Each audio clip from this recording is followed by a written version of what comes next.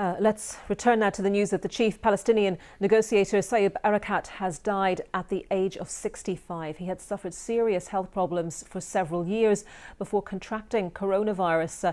He announced that he had contracted the virus last month and was being treated in hospital in Jerusalem.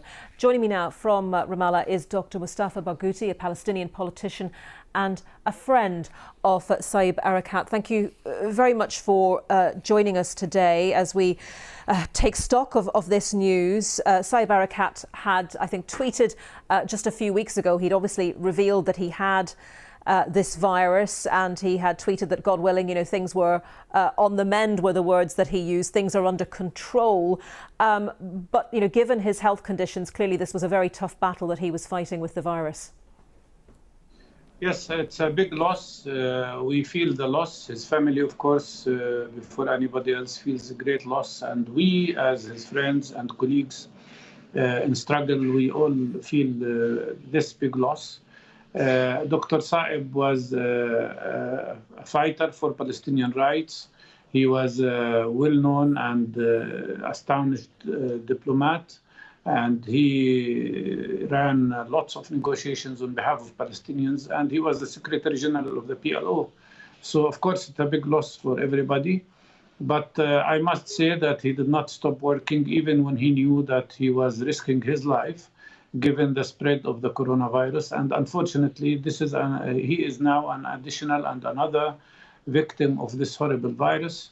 Let's hope that there will be a possibility of controlling this pandemic so that we will not have more losses. But Dr. Erekat will be remembered for his struggle. He has participated in Palestinian struggle since he was a student, and then for many years as a teacher in universities, and also as a diplomat and as an activist in the PLO. And we really feel that this is a big loss. That will be difficult to replace, but our struggle has to continue. And our deep condolences are to his family, to his colleagues, to all the Palestinian groups in the PLO, and especially to Fatah, his party. He had sought for many years a two-state solution, hadn't he? And as recently as the summer, he was criticising various countries for their decisions to formalise ties with Israel. He had criticised, for example, the UAE for formalising ties with Israel. He said that this was a killer blow to his ambitions for this two-state solution. Especially taking into account the issues that there have been with President Trump and his approach to dealing with the Middle East. Now we have a new president in America. Do you think that Saeb Erekat would have thought that this held out the promise for some movement? Well, everybody thinks so, because I think the disappearance of President Trump is a big relief not only to the Palestinian people, but to the peoples of the whole world.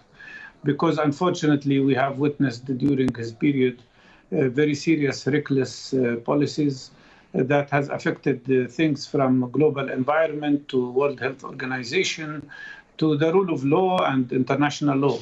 But the biggest grave damage was made to the Palestinian issue, because he adopted completely Netanyahu's plan of the deal of the century, which is nothing but liquidating the Palestinian rights. I hope that the new administration will follow a different path, but what we definitely want to see is a very serious pressure on Israel to immediately stop the process of building settlements, because that would kill the possibility of two-state solution.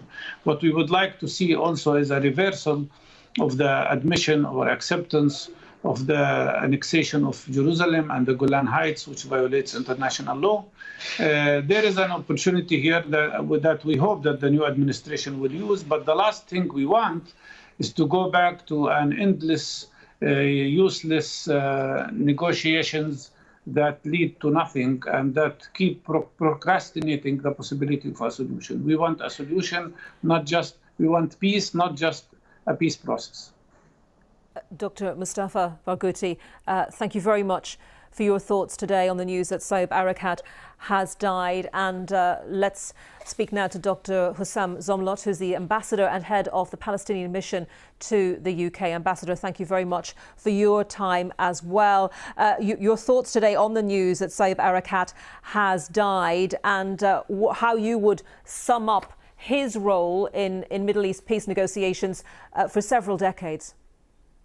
He was the architect of the Middle East peace process and the hope for ending the conflict and realizing the dream of peace, of two states, of allying with international rules. Today is really a sad day, of course, for his immediate family, the small family, sad day for Palestine, sad day for all our international friends who have hoped for a successful peace agreement.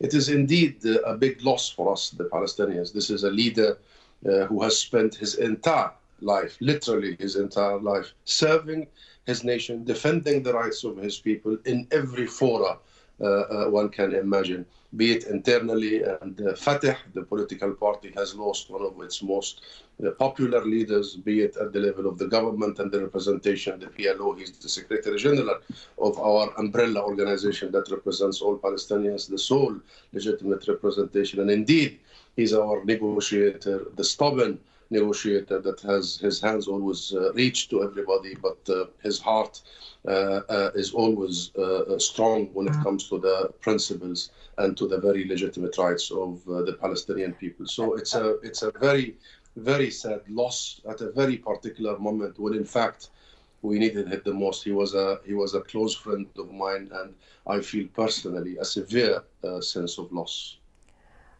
Our Middle East correspondent a few minutes ago was saying that Mr. Erekat was very much emblematic of a generation of leaders who had very strong ambitions for Palestinian statehood, for a two-state solution. And obviously relations with Israel had been at, well, a pretty big low, hadn't they, recently?